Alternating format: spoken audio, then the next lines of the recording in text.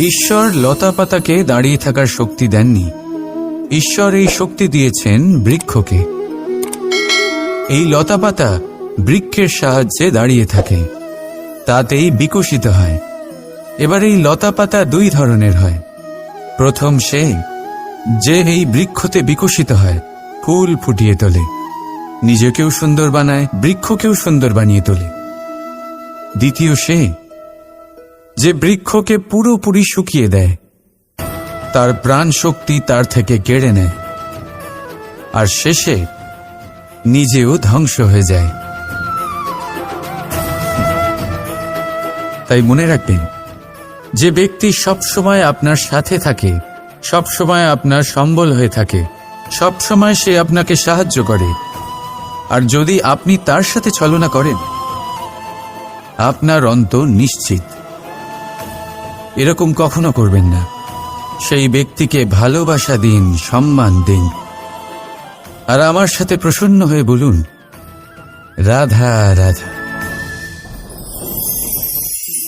ভাগ্য, কত সুন্দর শব্দ এই ভাগ্য, কিন্তু যতটা সুন্দর ঠিক ততটাই রহস্যময় এই শব্দ। কখন কি হবে কেউ জানে না। লোকে বলে যে ভাগ্যে যা লেখা আছে তার চেয়ে বেশি কিছুই পাওয়া যায় না, তার চেয়ে কমও কিছুই পাওয়া যায় না। নিয়তির যা রচনা তা কখনো মোছা যায় না। কিন্তু কেউ এইটা বোঝে না যে নিয়তি আপনার কর্মের দ্বারা বদলায়। যদি আপনি শুভ চিন্তা করেন, শুভ কর্ম করেন, তাহলে নিয়তি আপনার সাথে খারাপ কিছু হতেই দেবে না। কখনো আকাশে পাখিদের দেখুন, তারা কখনো ভাগ্যের উপর নির্ভরশীল হয় না। যতই ঝড় আসুক, যতই তীব্র হাওয়া দিক, ঘুরতে থাকে, একটা জিনিস জড়ো করে নিজের সৌভাগ্য, নিজের বাসা নিজেই তৈরি করে। নিজের সন্তানের জন্ম দেয়, তাকে লালন পালন করে, নিজেই তাকে উড়তে শেখায়, কখনোই ভাগ্যের উপরে নির্ভরশীল হয় না সে। এই বিষয়টা আমাদেরও শিখতে হবে। তাই মনে রাখবেন, আপনার ভাগ্য নিয়তির লিখন নয়। আপনার ভাগ্য তাই যেটা আপনি দিনের পর দিন আপনি নিজেই লেখেন। কিছু নিজে পরিশ্রম করে, কিছু নিজের ভাবনার জোরে। রাধা রাধা। বহুবার আমরা জীবনে নিরাশ হয়ে পড়ি, এই ভেবে যে নিরন্তর চেষ্টা করার পরেও আমাদের নিজেদের লক্ষ্য প্রাপ্ত হচ্ছে না। আমরা বুঝতেই পারি না এটা কি হচ্ছে। অনেকবার এরকম মনে হয় যে সেই লক্ষ্য যা আমরা চাইছি, সেই স্বপ্ন যা আমরা দেখেছি, যার জন্য আমরা নিরন্তর চেষ্টা করেছি, আমরা হয়তো তার যোগ্যই নই। ওই লক্ষ্যই আমাদের জন্য সঠিক নয়। আমাদের মনোবল ভেঙে যায়, আর তা হলো অত্যন্ত কঠিন এক পরিস্থিতি। কিন্তু সেই সময় কি করা যেতে পারে? আপনাকে একটা উদাহরণ দিয়ে বোঝাই। কখনো কোনো বৃক্ষকে দেখেছেন? সেও অনেক কঠিন পরিস্থিতির সম্মুখীন হয়, যেমন পাতা ঝরার সময়। এই সময় এলেও বৃক্ষ হার মানে না। সে নিজের পাতা ও ফুল বদলে ফেলে, কিন্তু শিকড় কখনো বদলায় না। সে তখন অটল থাকে। আর এই সময় চলে গেলেই বৃক্ষকে দেখুন, আবার ফুলে ফলে পরিপূর্ণ হয়ে ওঠে। এইভাবে আপনিও জীবনে নিরন্তর চেষ্টা করতে থাকুন। তাও আপনি সাফল্য না পেলে নিজের পথ বদলে ফেলুন, কিন্তু সামনে এগোতে থাকুন, নিরন্তর চেষ্টা করতে থাকুন। কোনো না কোনো রাস্তা দিয়ে, কোনো না কোনোভাবে আপনি পৌঁছে গেলে আপনি জানতে পারবেন আপনার সাফল্য আপনার জন্যই অপেক্ষা করছিল। রাধা রাধা। এই জীবনে মানুষ শুধু তিনটি জিনিসের পেছনে ছোটে: ছায়া অর্থাৎ সঙ্গী, সম্মান; কায়া অর্থাৎ সুন্দর বলিষ্ঠ শরীর; আর তৃতীয় হল মায়া অর্থাৎ ঐশ্বর্য। এবার অবাক করার মতো বিষয় হল, সময় এলে পরে এই তিনটি বস্তুই সবার আগে আপনাকে ত্যাগ করে। অন্ধকারে ছায়া আপনাকে ত্যাগ করে, বার্ধক্যে কায়া আপনাকে ত্যাগ করে, আর অন্তিম সময়ে মায়াও আপনাকে ত্যাগ করে। এগুলো কিছুই কাজে আসে না যার পেছনে আপনি সারা জীবন দৌড়েই যাচ্ছিলেন। যদি কিছু কাজে লাগে তা হলো আপনার প্রেমপূর্ণ ব্যবহার যা আপনি সংসারকে দিয়েছেন। এ হলো সেই প্রেম যা অন্ধকারে প্রদীপ হয়ে আপনাকে আলো দেবে। এ হলো সেই প্রেম যা বার্ধক্যে হাত রূপে আপনাকে শক্তি দেবে, সহায়তা করবে। আর যখন আপনার কাছে অর্থ থাকবে না, তখন এই প্রেমই আপনাকে সামর্থ্য যোগাবে। জীবনে যদি কিছু উপার্জন করতে চান, তাহলে শুধু প্রেম উপার্জন করুন। যদি আপনিও আমার মতো দূরের কথা ভাবতে চান, তাহলে শুধুমাত্র প্রেম উপার্জন করুন। আর এখন এই প্রেম ভাব নিয়েই বলুন, রাধা রাধা। সাফল্য কে না চান? সাফল্য লাভ করার, শিখরে পৌঁছানোর আলাদাই একটা আনন্দ রয়েছে। আর আপনজনদেরও কে না চান? প্রত্যেক মানুষ চান যেন জীবনে তার কোনো আপনজন থাকে, যারা সবসময় তাদের সাথে থাকবে। কারণ আপনজনের সাথেই তো সাফল্যের আনন্দ সব থেকে বেশি পাওয়া যায়। কিন্তু আসলে কি হয়, অনেক সময় সাফল্যের খোঁজে সেই পথে চলতে চলতে আমরা আপনদের থেকে দূরে চলে যাই। না চাইতেও দূরে চলে যেতে হয়, ওনাদের সাথে সময় কাটাতে পারি না। আর আমরা ভুলে যাই যে সাফল্যের আসল আনন্দ আপনজনদের সাথেই পাওয়া যায়। সফল হওয়ার পরে আপনদের সাথে দেখা হলে তাদের চোখে আমাদের জন্য যে আবেগ থাকে, যে সম্মান, যে প্রেম থাকে, সেটাই হলো আসল পুরস্কার। আমরা সেই কথা ভুলে যাই এবং একা হয়ে পড়ি। বেশিরভাগ সময় এটাই হয়। বেশিরভাগ সময় সফল মানুষগুলি একা হয়ে যান। এবার আপনি কি চান? আপনি অসফল হয়ে দিনগুলি একাকিত্বে কাটাতে চান, নাকি সফল হয়ে আপনজনদের সাথে আনন্দে থাকতে চান? সেই সিদ্ধান্ত আপনার। সাফল্যের পেছনে ছুটুন, নিজেকে উজাড় করে দিন, কিন্তু আপনজনদের সঙ্গ ত্যাগ করবেন না। সেই আপনজন যারা আপনার সাফল্যের জন্য দায়ী, সেই আপনজন যিনি আপনার সাফল্যে আনন্দ পান, সুখ লাভ করেন, তাদের কখনো ত্যাগ করবেন না। আসুন আমার সাথে ভালোবেসে বলুন, রাধা রাধা। জীবন, এই জীবনের সত্য কি? জন্ম, যেখান থেকে জীবন আরম্ভ হয়, নাকি সমাপ্তি? মৃত্যু, যেখানে জীবন শেষ হয়ে যায়। জীবনের সত্য এটা নয়, সব কিছু এটা নয়। ভালো করে ভেবে দেখলে কিছুই যায় আসে না যে আপনার জন্ম কোথায় হয়েছে, কিভাবে হয়েছে। এতেও কিছু যায় আসে না যে আপনার মৃত্যু কোথায় হবে, কিভাবে হবে।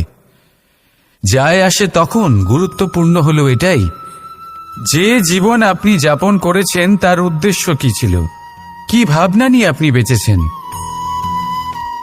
এখন যদি আপনি এমন কিছু করেন যার দ্বারা এই সংসার আপনার থেকে জীবন যাপনের প্রেরণা পেতে পারে, মৃত্যুর পরেও আপনার কর্ম দেখে তা স্মরণ করে জীবনে বাঁচতে শেখেন, তাহলে তার তাৎপর্য হলো আপনি নিজের কর্মের দ্বারা, নির্বাচনের দ্বারা অমর হয়ে গেছেন।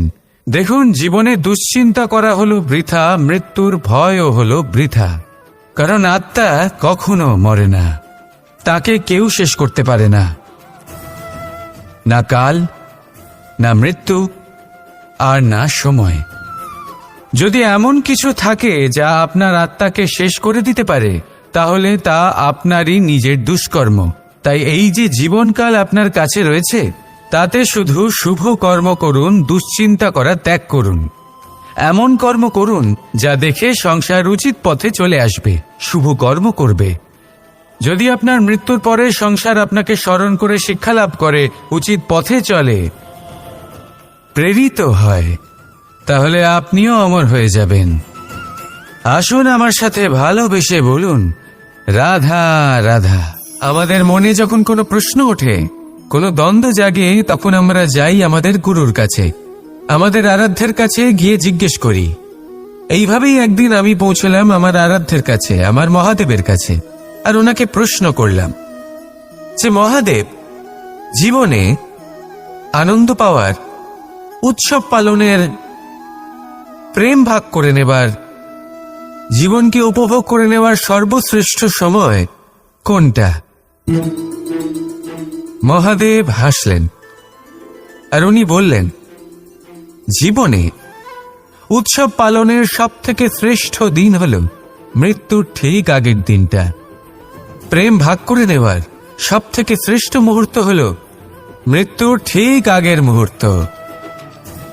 জীবনকে উপভোগ করে নেওয়ার সর্বশ্রেষ্ঠ প্রহর হল মৃত্যুর এক প্রহর পূর্বে। তখন আমি চমকে গেলাম। আমি বললাম, কিন্তু মহাদেব, মৃত্যু তো অনিশ্চিত, আমরা জানিও না কবে আমাদের মৃত্যু হবে।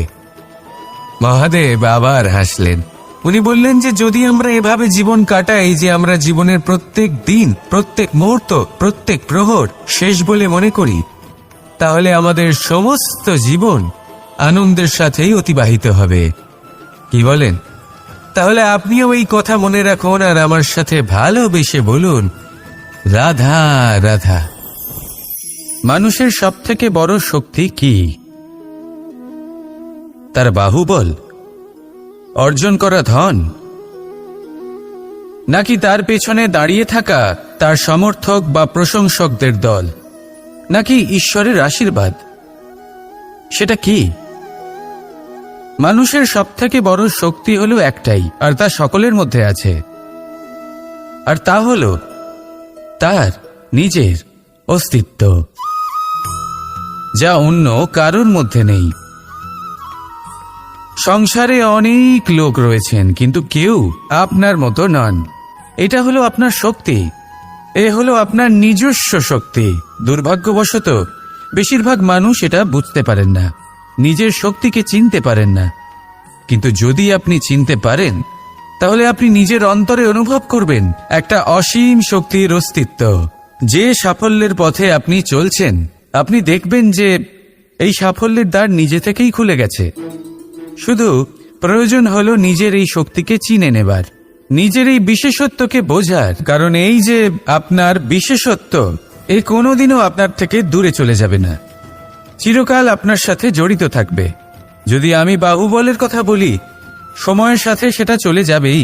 যদি কথা বলি অর্জিত ধনের, তাহলে সময়ের সাথে সেটাও চলে যাবে। মিত্র, পরিবার, বন্ধু, আশীর্বাদ, এই সব কিছু আপনার থেকে দূরে চলে যেতে চলেছে, সেটা আপনিও জানেন। কিন্তু এই যে আপনার অস্তিত্ব, আপনার বিশেষ শক্তি যা শুধু আপনার সাথে আছে, তা চিরকাল আপনার সাথেই জুড়ে থাকবে। দরকার হলো শুধুমাত্র এটা চিনে নেওয়ার, নিজের উপর বিশ্বাস রাখার, আর জীবনে এগিয়ে চলার। আপনি যদি এটা করেন, তাহলে সবাই এটা দেখে আপনার থেকে শিক্ষা নেবেন। তাহলে এটাই করুন আর আমার সাথে ভালোবেসে বলুন, রাধা রাধা। নাম, এই নাম আসলে কি বলা বড়ই মুশকিল। এই সংসারের প্রত্যেক বস্তু, প্রত্যেক ব্যক্তি, প্রত্যেক স্থান, প্রত্যেক জাতি, প্রত্যেক সম্প্রদায়ের নাম আছে। কিন্তু এই প্রত্যেক নাম কি যথেষ্ট? একেবারেই নয়। দেখুন, কিছু নাম হয় যা জন্মসূত্রে লাভ করা। যেমন আমার নাম রাখা হয়েছিল কৃষ্ণ, কিন্তু পরে মা আমাকে আদর করে কানাই বলতেন।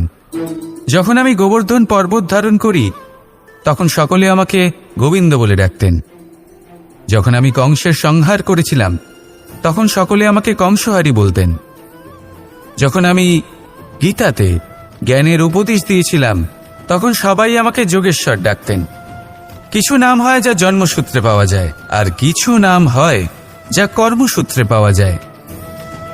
জন্মসূত্রে পাওয়া নাম মৃত্যুর সাথে সাথে শেষ হয়ে যায়, কিন্তু কর্মের দ্বারা প্রাপ্ত নাম মৃত্যুর পরেও অক্ষত থেকে যায়। তাই আপনি এই নামের মোহে কখনোই জড়াবেন না।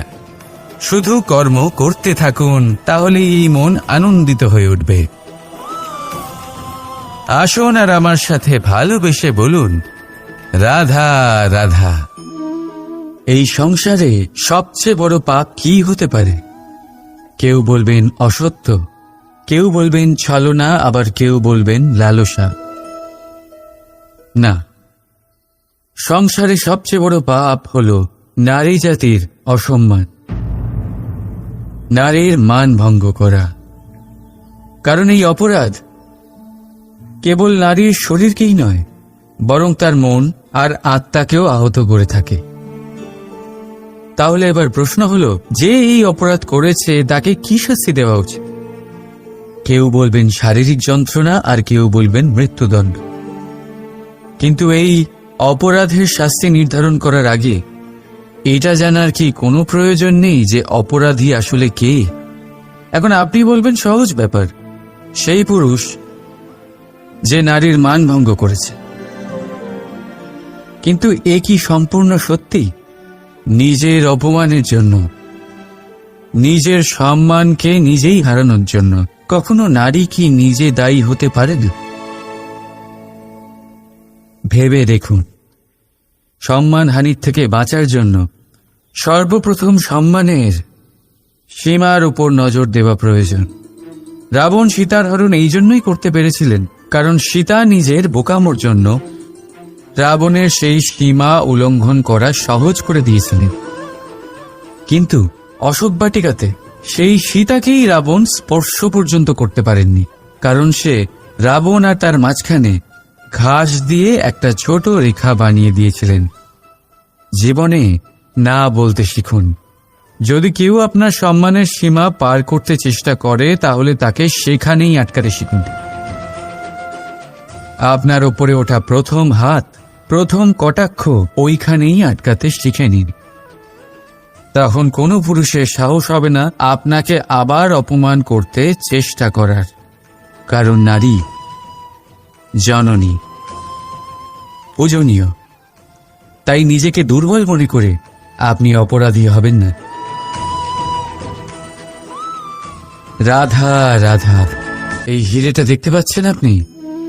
লক্ষ কোটি বছর ধরে পৃথিবীর গর্ভে থাকার পরে এটা এতটা শক্ত হয়ে ওঠে।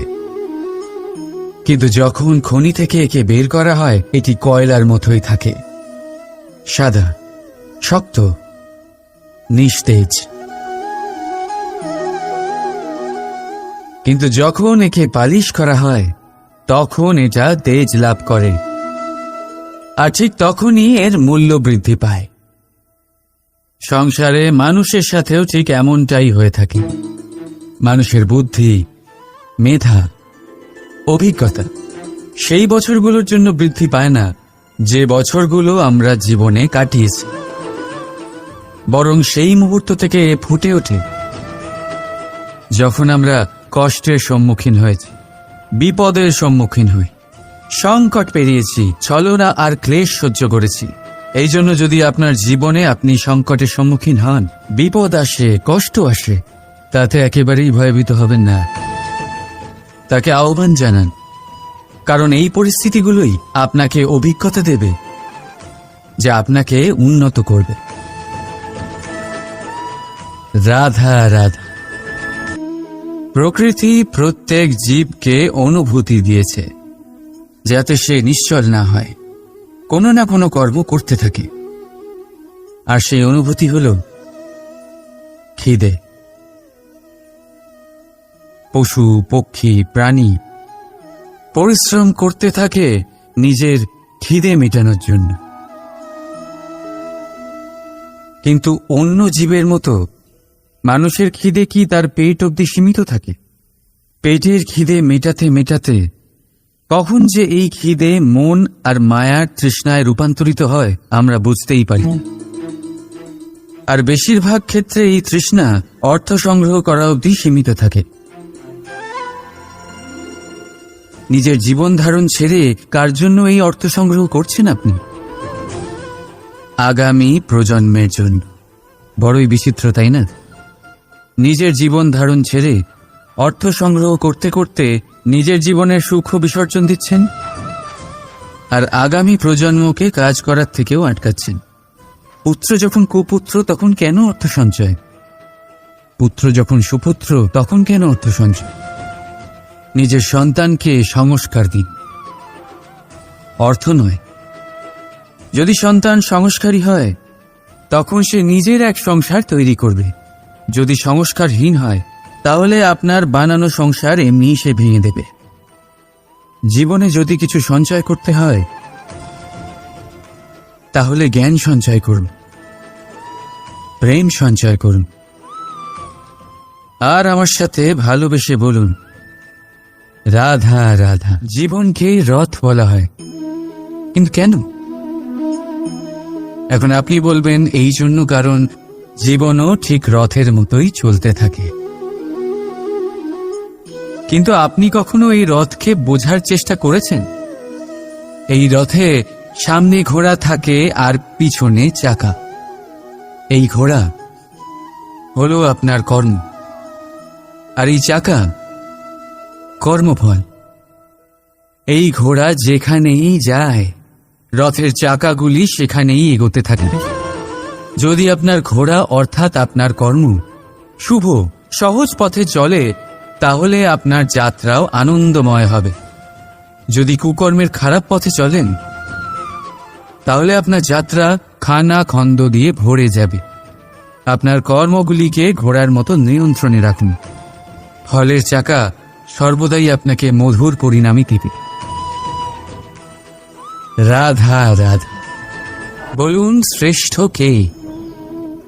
রেশমের সুতো যিনি তৈরি করেন, নাকি তিনি যিনি এই সুতো দিয়ে বস্ত্র তৈরি করেন? নিশ্চিতভাবে যিনি বস্ত্র বানান। এবারে বলুন শ্রেষ্ঠ কে? নদী তটে মাটি ছড়িয়ে রেখে দেয় যে বান, নাকি সেই মাটি একত্রিত করে তাই দিয়ে যিনি মূর্তি বানান সেই মূর্তিকার? নিশ্চিতভাবেই মূর্তিকার। এবারে বলুন শ্রেষ্ঠ কে? দেবতা আর দানবের সেই দল যারা অমৃত পাওয়ার জন্য এই সংসারে হলাহল ছড়িয়ে দিয়েছে, নাকি মহাদেব যিনি এই হলাহল নিজে পান করে নিজের কণ্ঠে ধারণ করেন? নিশ্চিতভাবেই মহাদেব সর্বশ্রেষ্ঠ। ঠিক এইভাবেই সংসারে ছোট ছোট ব্যাপারকে যারা বড় করে দেখেন তারা শ্রেষ্ঠ হন না, কারণ ছোট ছোট খুঁটিনাটিকে দ্বন্দ্বে পরিণত করা অত্যন্ত সহজ। কিন্তু সর্বশ্রেষ্ঠ তিনিই হন যিনি নিজের বিচার বুদ্ধি দিয়ে বড় বড় যুদ্ধের অবসান ঘটান।